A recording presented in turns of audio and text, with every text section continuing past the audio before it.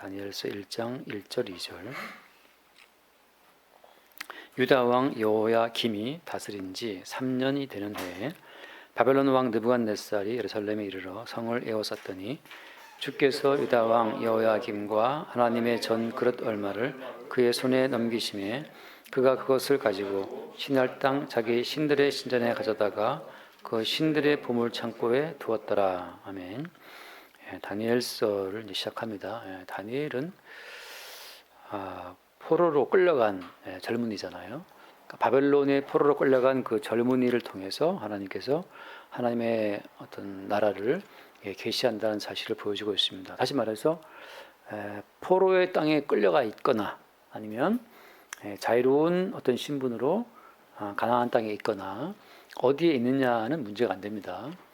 그러니까 어디에서 내가 거주하느냐가 문제가 아니라 주님께서는 우리의 삶의 장소를 뜻대로 운영하셔서 그냥 주님의 계시를 나타내고 증거할 어떤 위치에 우리의 삶을 있게 하신다는 거죠. 가난한 자의 위치에 있게 하시는 것도 마찬가지입니다. 가난한 자의 자리에 있든 부자의 자리에 있든 간에 주께서는 우리의 그 삶의 처지와 환경을 통해서 주께서 말씀하고자 하시는 계시를 나타낸다는 거죠. 사실은 우리는 삶의 처지, 환경, 상황 자체에 너무 우리가 이렇게 신경 쓸 게 없는 것이 어디에 있든지 간에 그냥 예수 그리스도의 뜻을 나타내고 증거하면 그걸로 충분한 거죠. 어제 정수기가 들어왔는데, 청정기가 들어왔는데, 공기청정기는 여기 뭐 예배당 지하에 들어와 있건 3층 건물에 있건 간에 그냥 이 청정기는 그냥 나쁜 공기 걸러내고 좋은 공기 뽑아내면 되잖아요. 그죠? 그런 것처럼 이제 성도는 어디에 있든지 간에 가난한 자리에 있든 부자의 자리에 있든 괴롭든 즐겁든 간에 그 자리에서 그리스도의 주되심만을 나타내고 증거하는 용도로 주님께서 배치했다고 하는 거죠. 그러니까 다니엘이라는 젊은 청년을 주님이 가나안 땅에서 바벨론 저 머나먼 땅으로 포로되어 끌려가게 해서 그 포로된 땅 가운데서 다니엘은 그냥 그리스도의 뜻을 나타내고 증거하는 계시의 도구로 사용된 겁니다. 그러니까 가나안 땅에 있던 스피커가 바벨론 땅으로 옮겨져서 바벨론 땅에서 여전히 그리스도 예수의 말씀을 증거하는 어떤 스피커로 쓰인다는 사실이 중요한 거죠. 그러니까 오늘 말씀에 보면 이제 아주 이스라엘 민족이 슬퍼하고 괴로워하는 그 날들이 나와 있습니다. 그 1절 말씀 보면 유다 왕 여호야김이 다스린 지 3년이 되는 해에 바벨론 왕 느부갓네살이 예루살렘에 이르러 성을 에워쌌다. 성을 포위해서 항복을 받고 이스라엘 사람들을 많이 포로 끌고 왔어요. 그 중에 뭐가 들어가 있습니까? 2절 말씀 보니까 주께서 유다 왕 여호야김과 하나님의 전 그릇 얼마를, 그러니까 성전에 쓰이고 있는 어떤 그런 중요한 성전 기구들 가운데 일부분을 바벨론 그 왕에게 넘겨서 바벨론 땅으로 가게 했다고 하는 거죠. 자, 오늘 중요한 하나의 포인트는 이겁니다. 2절 말씀에 주께서 유다 왕 여호야김과 하나님의 전 그릇 얼마를 그의 손에 넘기심에라고 하잖아요. 그러니까 유다 땅 자체를, 유다의 왕 여호야김 왕을 바벨론 제국의 손에 넘기신 분은 누구예요? 주님이죠. 하나님이죠. 이게 이제 중요한 겁니다. 주께서 우리를 적들의 손에 넘기시든 대한민국 땅을 뭐 중국에 넘기시든 북한에 넘기시든 간에 넘길 수 있는 거죠. 그래서 우리가 그리하시면 안 됩니다 라고 나오면 어때요? 하나님 뜻을 거스른다고 하는 거죠.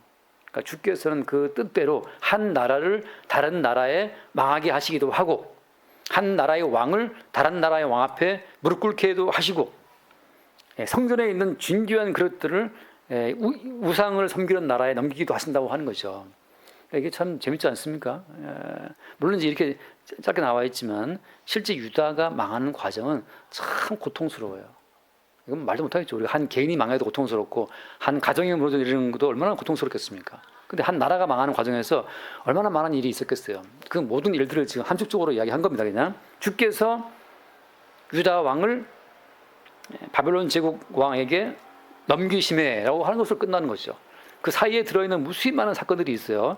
잠깐만 그 사건을 보겠습니다. 역대하를 잠깐 보면 역대하 35장을 잠깐 보겠습니다. 20절 역대하 35장 20절 말씀. 유대 역사 가운데에서 아주 성군이라고 불리는 왕이 몇 사람입니다. 그 중에 하나가 요시야 왕입니다. 역대하 35장 20절 말씀 보면 20절에 이 모든 일 후에 요시야가 성전을 정돈하기를 마친 후에, 요시야 왕은 개혁적인 왕이고 이스라엘 유다 나라 자체를 말씀 중심으로 싹 바꾼 왕입니다.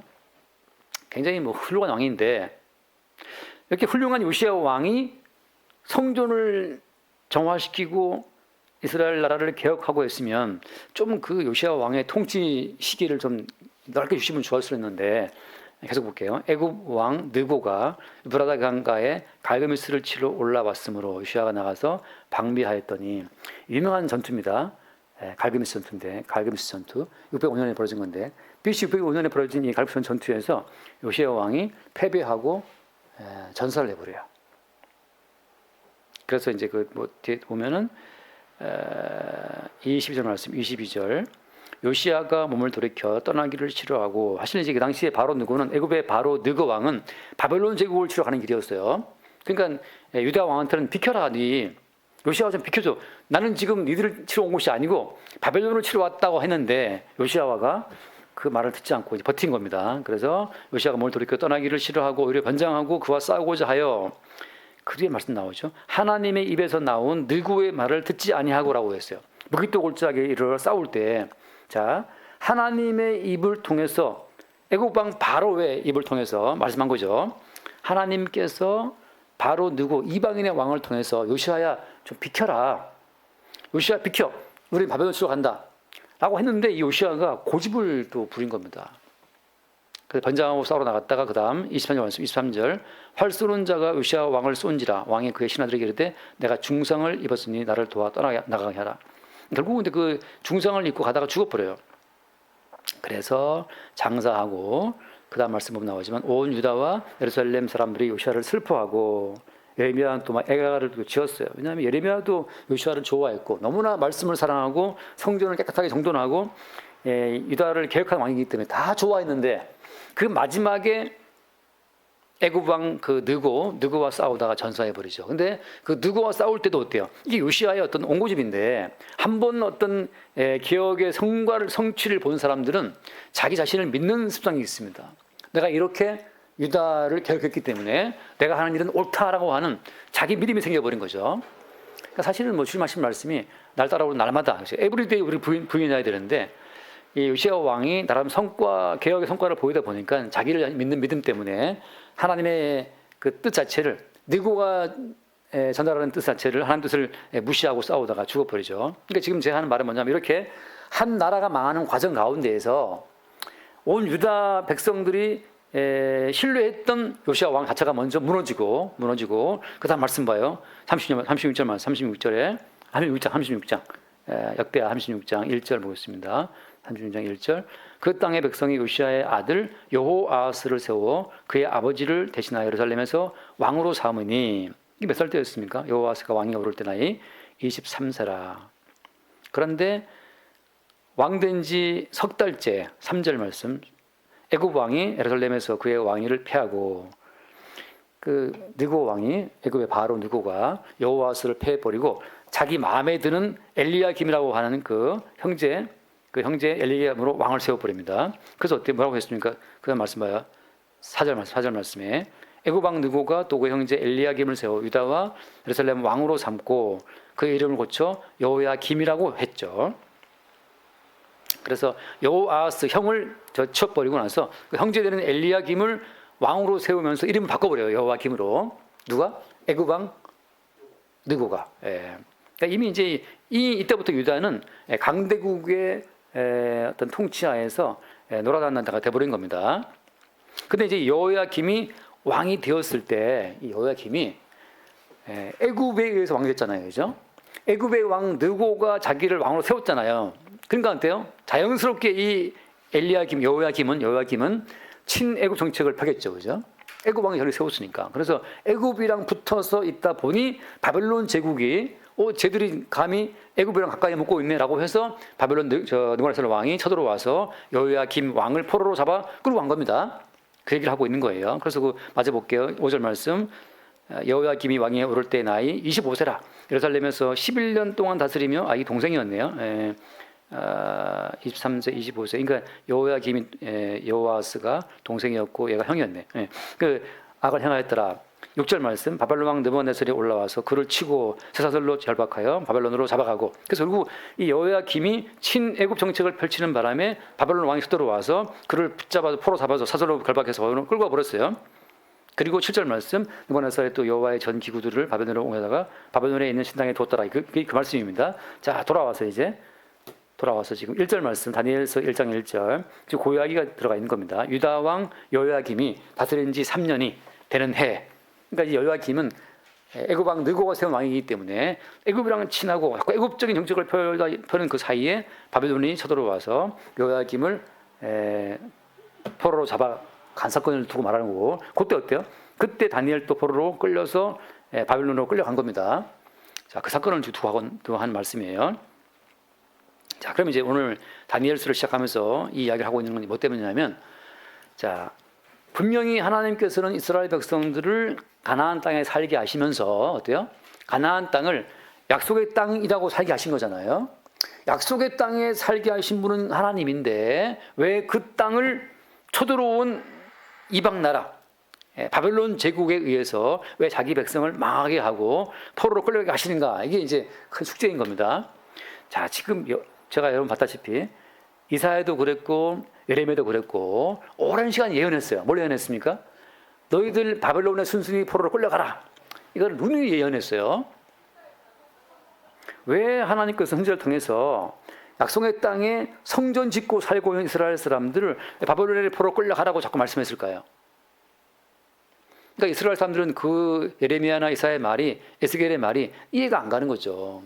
약속의 땅에 살게 하신 분은 여호와 하나님인데 어떻게 그 하나님이 우리를 포로로 끌려가게 할 수 있냐 말이죠. 그러니까 오히려 예레미야의 그 모든 말을 다른 영의 말로 오해했던 겁니다. 그러니까 이스라엘 백성들이 볼 때는 야, 약속의 땅에 살게 하신 분도 여호와 하나님이고 성전을 짓게 하신 분도 하나님 여호와 하나님이다. 근데 예레미야 너는 왜 우리가 성전을 떠나서 이 땅을 떠나서 바벨론으로 가야 되느냐고 말하느냐 말이죠. 그러니까 예레미야 너는 다른 영이 임한, 귀신 영이 임한 가짜 선지자야라고 했던 거예요. 자, 그래서 지금 이 숙제를 풀어야 되는 거죠. 왜 하나님께서는 약속의 백성을 굳이 다시 이방인의 땅으로 끌어가게 했냐 말이죠. 이걸 지금도 많은 사람들이 잘 모르고 있어요. 이걸 이제 쉽게 말하면, 현대적으로 말하게 되면 이겁니다. 예수 그리스도를 믿었으면 됐지. 예수 믿는 백성들이 왜 다시 똑같은 죄를 범하게 되고 죄의 포로가 돼야 되고 죄의 노예가 돼야 되느냐. 또 예수 믿는 사람이 왜 그렇게 또 망해야 되느냐라고 하는 거. 자, 오늘 하나 정리합시다. 그게 뭐냐면은 언약의 안에는, 하나님 주신 모든 언약의 안에는 반드시 언약 백성의 멸망이 포함되어 있습니다. 언약이라고 하는 그 언약의 항목 가운데 반드시 거기에 언약 백성은 망해야 한다라고 하는 항목이 들어가 있다는 거죠. 사람들은 어떻게 오해합니까? 언약의 하나님 믿으면 잘 되겠지. 잘 되려고 믿는 건데 바로 그것이 함정이었어요. 왜냐하면 하나님께서 언약을 펼칠 때에는 먼저 뭘 전제하시는 거냐 하면 지금 우리가 알고 있는 우리 자아라고 하는 자체가 이것이 문제가 있다는 사실입니다. 우리가 아는 우리의 자아와 우리의 가정과 우리 나라에는 문제가 있어요. 어떤 문제가 있습니까? 모든 인간은 자기 존재를 긍정해요. 일단 나는 존재해야 돼. 나는 살아야 돼. 난 망하면 안 돼. 하고 나는 살아야 하고 또 난 잘 살아야 하고 행복해야 되고 나는 빚지면 안 되고 망하면 안 되고 하는 그 자기 존재 보존의 본능이 다 깔려 있단 말이죠. 그게 어때요? 그게 문제가 있다는 거예요. 하나님께서는. 자, 다시 말합니다. 다시 말씀드립니다. 이게 뭐냐면 하나님께서 인간을 바라보실 때는 얘들아 인간 세상은 문제가 있다. 무슨 문제가 있습니까? 니들은 다 죽어야 돼. 이거예요.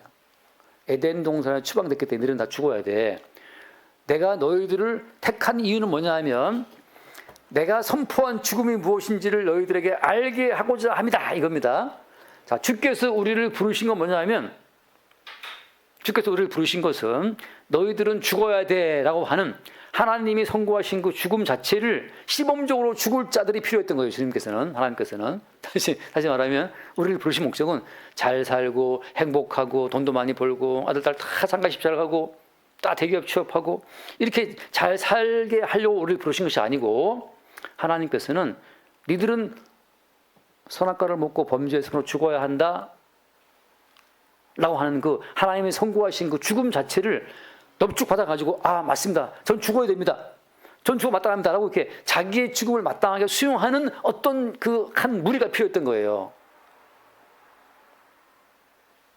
거기서 뭐가 생깁니까? 거기서 죽기를 싫어하는 이스라엘과 내가 너희들을 택한 건 좀 고분고분 죽으라고 내가 택했다라고 말씀하시는 하나님 사이에 뭐가 벌어집니까?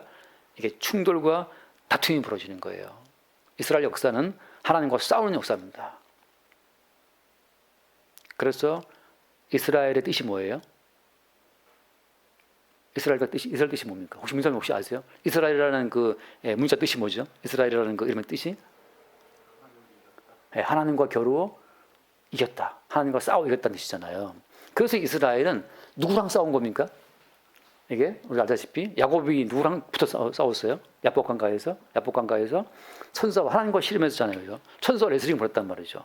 그래서 이 이스라엘은 태생적으로 나는 살고 싶어요 주님 이러고 주님께서는 내가 너를 부른 건 좀 고분고분 죽으라고 부른 거야 얘들아 좀 죽어줘. 그러니까 우리를 이스라엘을 죽이시려는 하나님과 나는 안 죽어 난 살고 싶어 라고 하는 이스라엘의 그 둘이 파이팅 그 벌어진 레슬링 그게 이스라엘입니다. 그게 언약 백성이에요. 참 이게 난감하죠. 그러니까 주님의 선택을 입은 순간 이제 편안하고 무탈하고 안락한 인생은 끝났어요. 그래서 어때요? 야곱이 말하기를 내가 험악한 세월로 살았다. 왜냐하면 하나님이 야 제발 고분고분 좀 죽어라.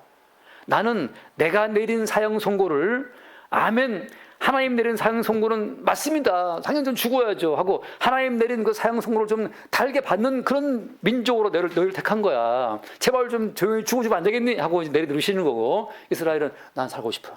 나는 살고 싶네 하고 이제 뻗드는 거죠. 거기에서 이스라엘과 하나님의 다툼이 벌어지는 겁니다.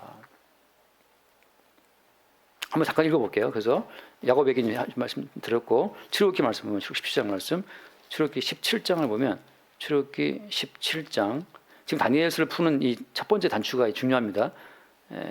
출애굽기 17장 6절을 봅시다.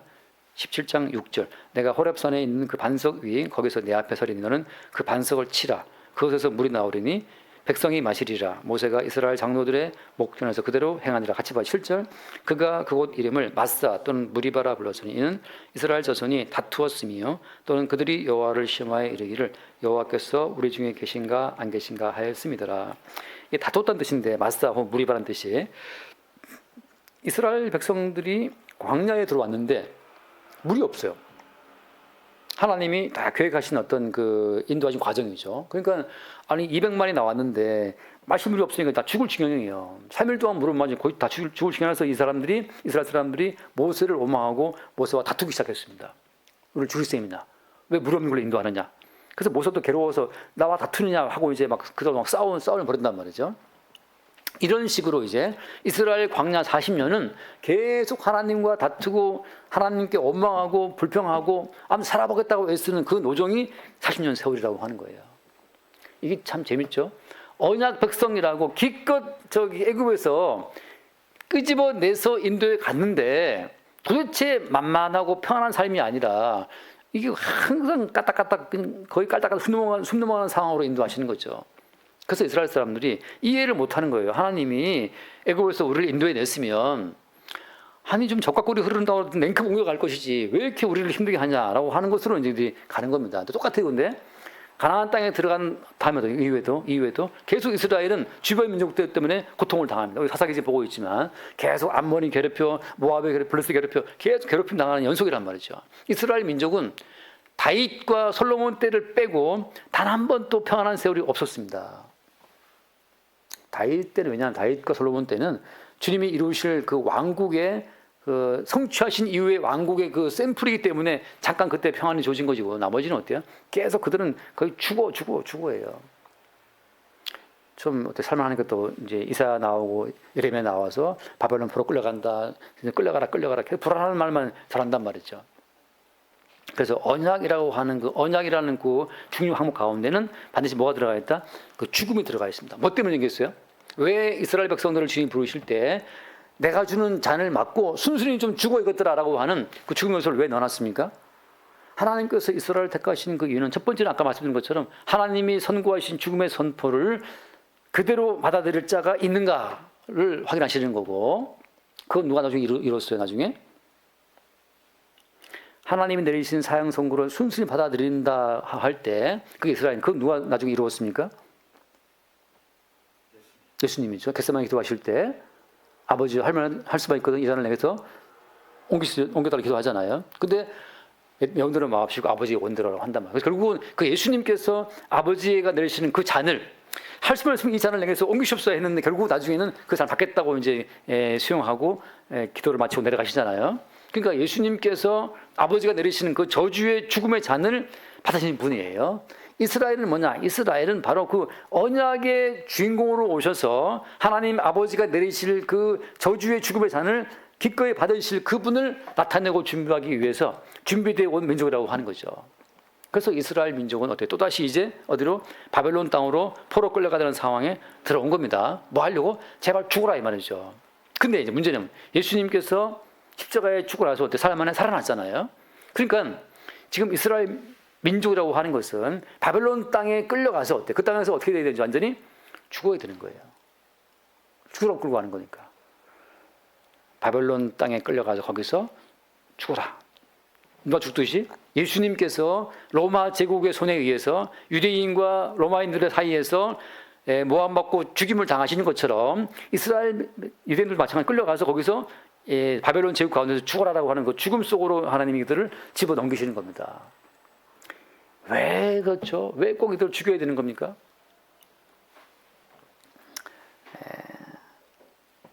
한 번만 따라해 주시면 좋겠습니다. 죽음 후에 참된 생명이 있다.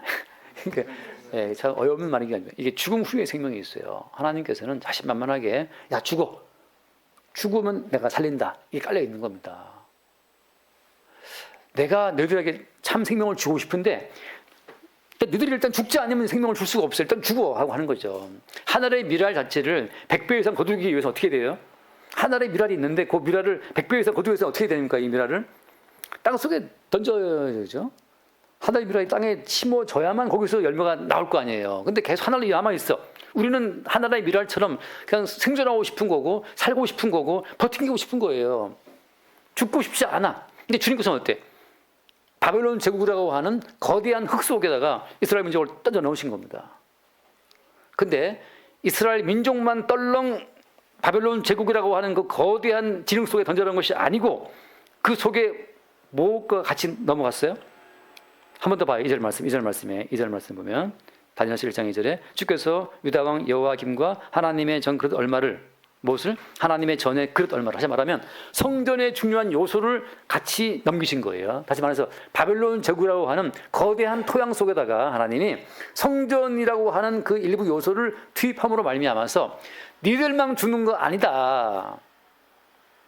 니들만 포로되어서 바벨론이라고 하는 거대한 토양에 묻히는 것이 아니고 성전이 의미하는 바 그리스도 예수의 죽음을 함께 넣어놓으신 거예요. 다시 말해서 성전의 그릇 얼마와 함께 끌려가지 않으면 그것은 버림받은 백성인 것이고 성전의 그릇 얼마와 함께 팔려가는 자들이 그 약속의 성전과 함께 다시 새로운 부활 생명 돌아올 자들이라는 사실을 담아놓고 있는 겁니다. 자, 따라서 성도의 죽음이라고 하는 것은 성전의 실체이신, 여기 이제 하나님의 전 그릇 얼마나 했지만 성전의 실체이신 그리스도 예수의 죽음과 합류된 죽음으로 죽을 때 어때요? 그 성도가 다시 살아나는 거예요. 성도는 하늘의 미랄처럼 다 죽기를 두려워하죠. 다 망하기를 두려워해요. 다 살고 싶지. 누가 망해서 비참하게 빨간 딱지 붙이고 빚쟁이한테 시달리고 그 누가 그렇게 겪고 싶어요. 그 빚 갚기 얼마나 또 어려워. 빚 갚기가. 빚지면 빚 갚기가 쉬운 줄 아세요?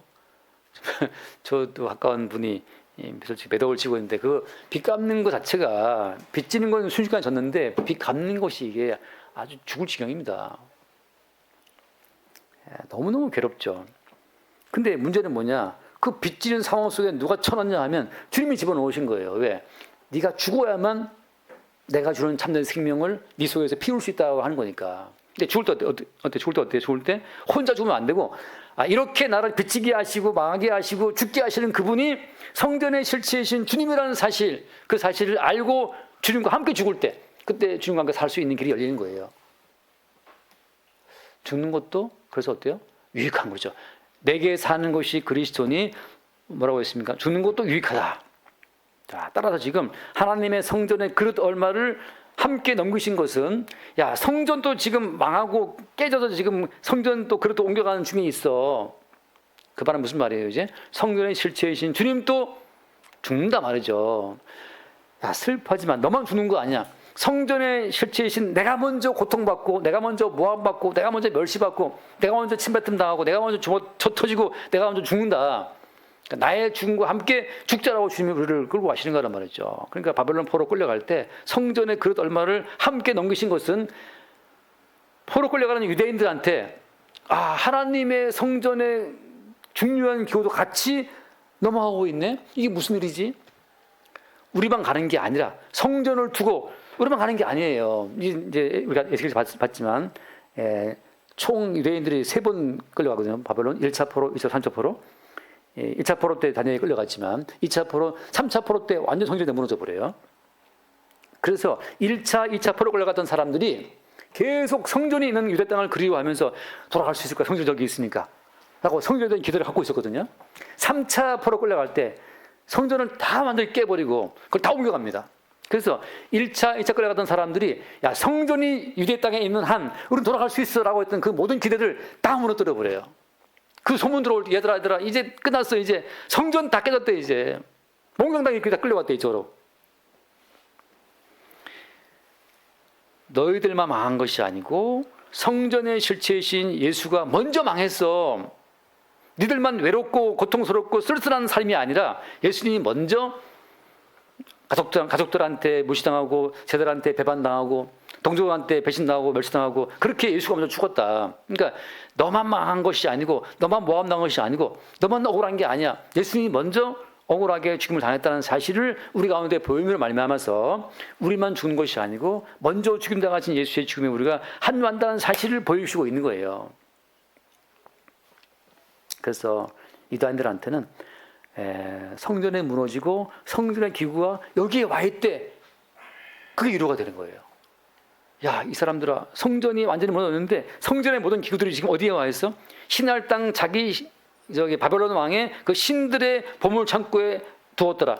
야, 신들의 보물 창고. 지금 바벨론이 섬기고 있는 그 마르독신인데 그 마르독신이 섬기고 있는 그 마르독신 그 창고에 여호와의 모든 그릇들이 거기 있단다. 그게 한편으로는 그들한테 희망이고 소망이죠. 야, 우리만 여기 와 있는 게 아니야. 성전에 그릇도 여기 있대. 어디? 바벨론 왕이 섬기고 있는 지들 그 마라독신이 섬기고 있는 그 보물 창고에 여기 와 있단다. 이거 어때요? 언젠가는 우리도 그 성전의 기구들이 돌아갈 때 돌아간다라고 하는 그 어떤 말하자면 흔히 말하는 소망이 있는 거죠. 자, 다시 말해서 지금 하나님의 큰 작품은 이겁니다. 있는 것들을 몽땅 죽음 속에 집어넣어서 죽이고 나서 새롭게 살리시는 것. 이게 언약의 큰 흐름이에요. 있는 것을 없애시고 있게 하시는 것. 있는 목숨을 죽음에 집어넣었다가 다시 예수의 피를 입혀서 살리시는 것. 그게 언약의 그림이란 말이죠. 나로 사는 것이 아니고 내 위에 입혀진 예수의 피로 산다고 하는 것으로 주님이 우리를 인도하고 있는 겁니다. 자, 그런 식으로 해서 이게 흘러가는 거예요.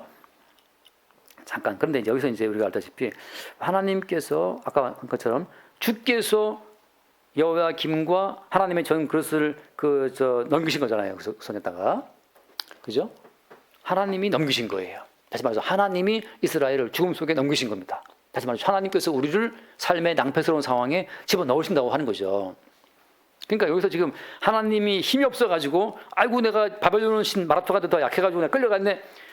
바벨론을 섬기는 그 마르둑 신에 밀려가지고 억지로 지금 여호와 신이 끌려간 게 아니라 여호와 하나님 자체가 기꺼이 자기 백성들과 자기 성전의 그 그릇들을 바벨론 제국 마르둑 신의 보물 창고로 보내신 거란 말이죠. 이걸 한번 잠깐 볼게요. 이 앞에 그 그림자를 사무엘상 5장을 봅시다. 사무엘상 5장.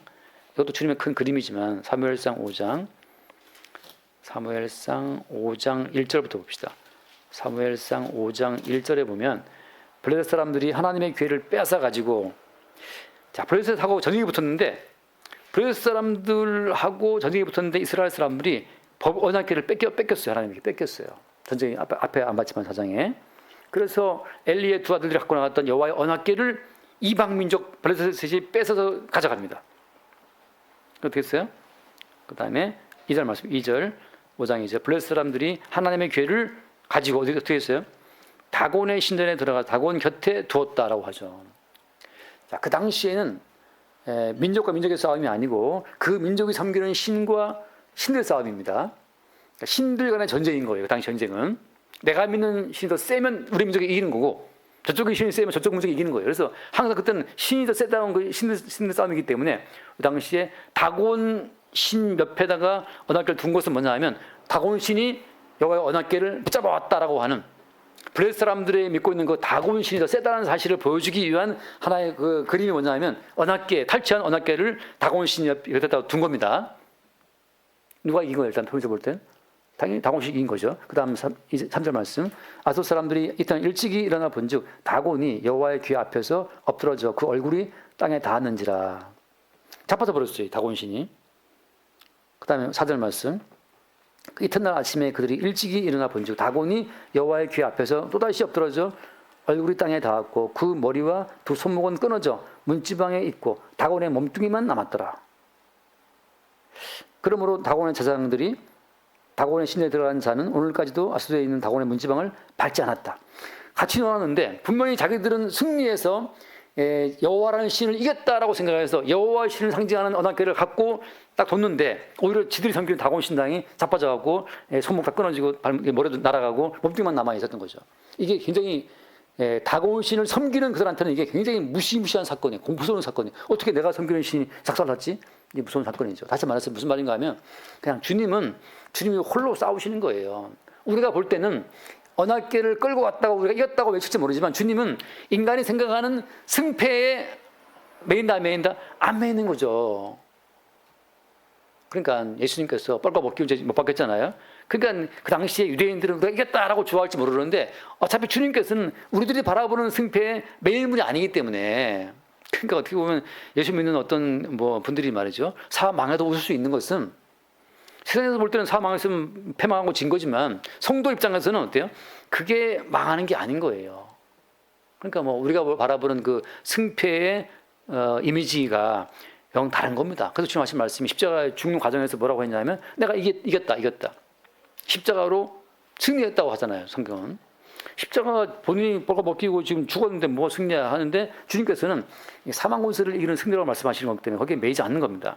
그래서 지금 주님께서는 스스로 제 발로 바벨론의 보물 창고, 제 발로 바벨론 신들의 창고에 주님이 스스로 기어 들어가신 거예요. 그리고 하신 말씀이 야 다 따라와. 내가 성전의 실체인 내가 앞서가서 이방 신들의 보물 창고에 내가 잡혀 들어가니 그냥 따라 들어와 같이 여기서 죽으면 돼. 같이 죽자. 그래서 로마 총독 빌라도의 재판을 받고 아니 만왕의 왕이 총독 재판을 받아요. 또 창피하게 다 받고 제사장들의 고소를 다 받고 군중이 모여가지고 못 봐라 그거 다 듣고 베드로가 나 저 사람 몰라요. 그거 다 듣고 모든 수치와 멸시 배신을 다 당한 다음에 그 속에 들어가시는 거예요. 괜찮아 들어와. 이 사망의 속에서 다시 나는 새로운 생명으로 살아난다는 사실을 알고 있으니까. 성도는 누구냐? 뻔히 살아날 부활 생명을 알기 때문에 어때요? 기꺼이 사망의 깊은 아랫목으로 그냥 기어 들어가는 사람들이에요. 이게 나중에 나오겠지만 다니엘의 친구 3명이 어떻게 됐어요? 다니엘 친구 3명들이 풀무불에 들어가잖아요.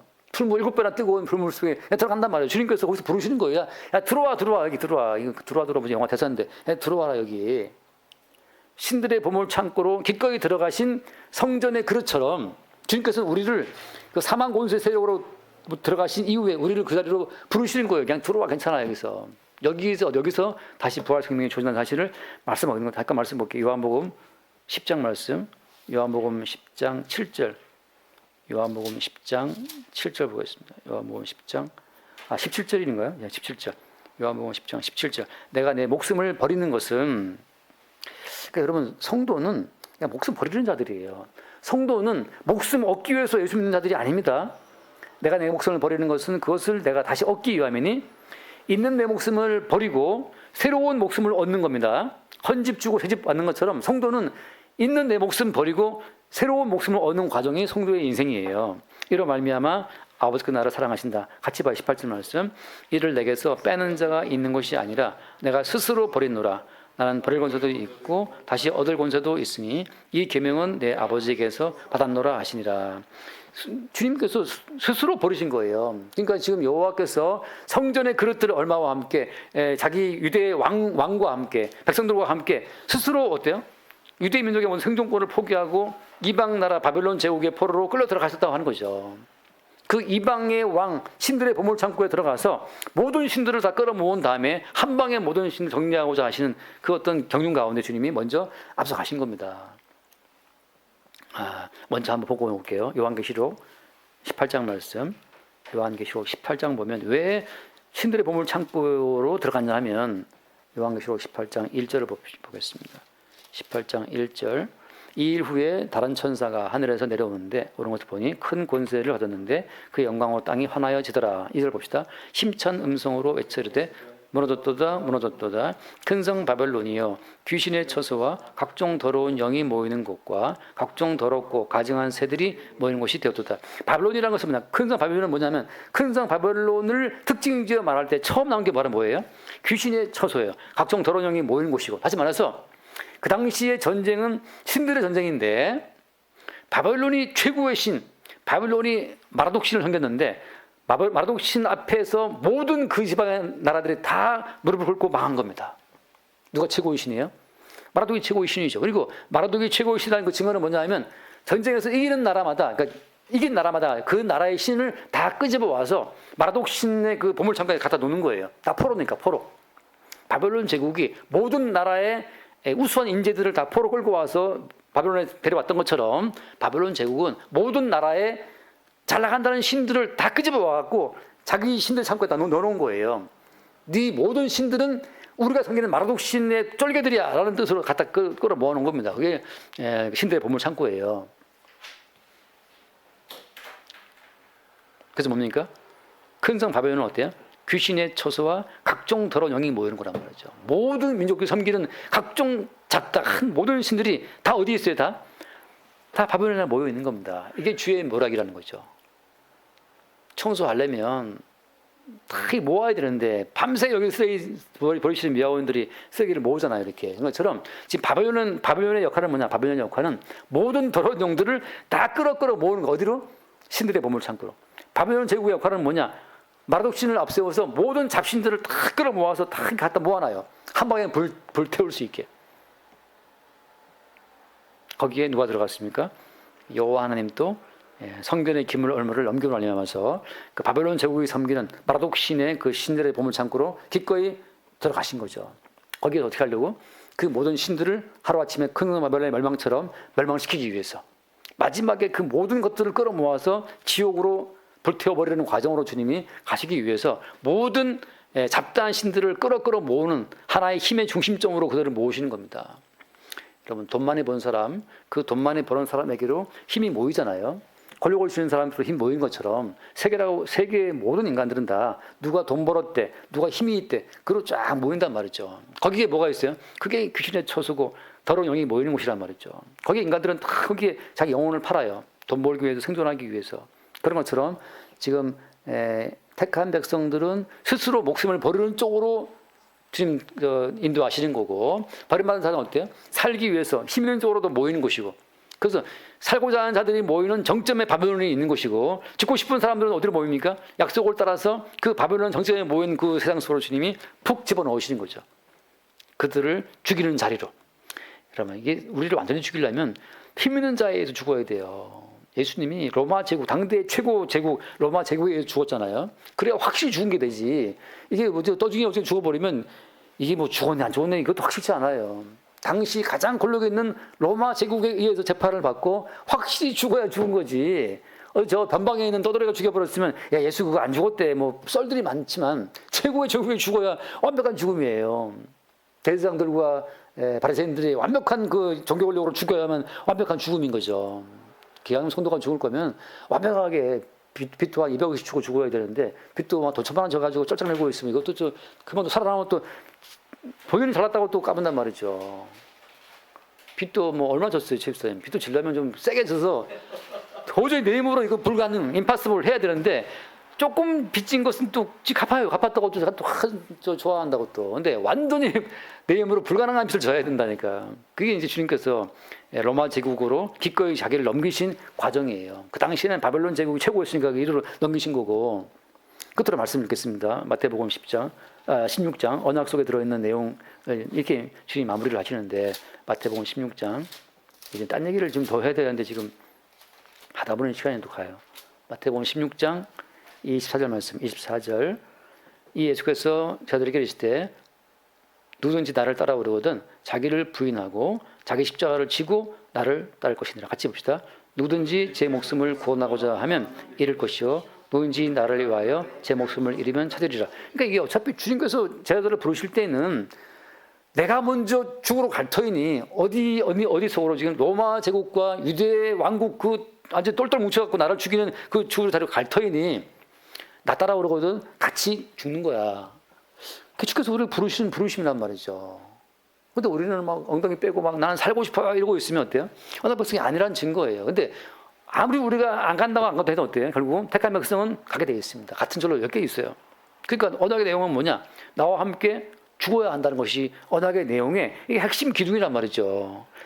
예수님 당신 죽으시오 난 잘 살아볼게 이게 아니란 말이에요. 예수님과 함께 죽고 예수와 함께 사는 거예요. 근데 당신만 죽고 난 살겠다 이거는 이제 소위 말하는 음료인데 음료. 넌 죽어라 난 살게 이거 음료죠. 이용하는 거란 말이에요. 근데 주님이 십자가에 죽었다는 것은 같이 죽자고 우리를 부르시는 거기 때문에 같이 죽는 그 자리에서 다시 산다라고 하는 부활의 새로운 생명이 주어진 죽음이기 때문에 주와 함께 죽는 자면 주와 함께 사는 겁니다. 그런 유대민족을 왜 성전 세워놓고 다 한 다음에 다 때려 부수고 왜 끌려가게 하느냐. 왜 이제 야곱을 택했으면 복을 줘야지 왜 그렇게 맨날 야곱을 괴롭히냐 말이죠. 야곱을 품사 10번이나 속이김 당하게 만들었지. 자기 딸은 강간당했지. 한 아들은 묘마에서 팔려갔는데 죽었다고 소문났지. 도대체 야곱 집안이 편안한 상태가 없어요. 왜 그렇게 하냐. 결국은 주님이 죽자 좀 이렇게 부르신 자리이기 때문에 이 세상 가운데 좀 뜬구름 잡는지 어떤 그런 부푼 꿈을 꿀 때마다 주님께서는 우리를 잡아 끌어서 나랑 같이 죽자. 내가 먼저 죽었잖아. 내가 죽어서 지금 내 죽음 자리로 너를 부르고 있는데 같이 죽자고 우리를 이거 물귀신도 아니고 말이죠. 땡긴단 말이죠. 근데 거기에 대해서 이제 어때요? 우리의 이제 옛사람은 막 버틸 수 있는데 결국은 어때요? 끌려갑니다. 다니엘도 끌려가고 다 끌려가는 거예요. 베드로도 마찬가지로 끌려가는 거죠. 그렇게 우리가 주님과 함께 이 길로 간다는 사실 그것이 우리에게는 어때 한편으로는 감사한 제목이 되는 거죠. 다니엘서를 시작하면서 첫 번째 끌려가는 혼자 간 것이 아니고 여호와의 성전에 그렇지 않게 갔다는 사실을 통해서 먼저 앞서가신 주님의 죽음으로 우리를 부르시는 그 죽음 속에 사실은 계시의 세계가 펼쳐지고 있는 겁니다. 여기까지 하겠습니다. 주님 감사합니다. 약속의 땅에 약속의 민족을 살게 하시다가 이방 민족의 손에 넘겨져 팔려가게 하시는 그 주님의 언약의 깊은 뜻을 십자가를 앞세워 헤아릴 수 있도록 우리를 인도하여 주옵시고 주와 함께 죽는 그것이 괴롭고 슬픈 것만이 아니라 주님이 먼저 그 괴로운 자리에 들어갔다는 사실이 우리에게 이루어가 되고 그 고난 속에서 우리를 기다리고 계시는 주님의 품에 기쁘게 우리를 맡길 수 있도록 성령으로 우리를 인도하여 주옵소서. 우리 주 예수님을 기도드립니다. 아멘.